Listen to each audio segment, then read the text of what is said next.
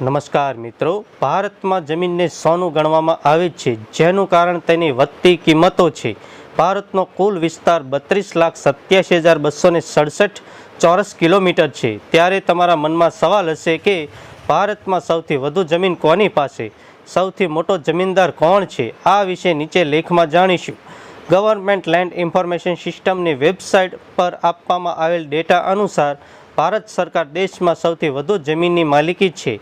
તેમની પાસે લગભગ 15,531 ચોરસ કિલોમીટર એટલે કે 38 લાખ એકર જમીન છે. આ જમીન પર 116 જાહેર કંપનીઓ, 51 મંત્રાલયો અને દેશના મહત્ત્વના પ્રોજેક્ટ ચાલી રહ્યા છે.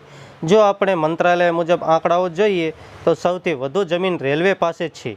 ભારતીય રેલવે 2,926.6 ચોરસ કિલોમીટર જમીન ધરાવે છે.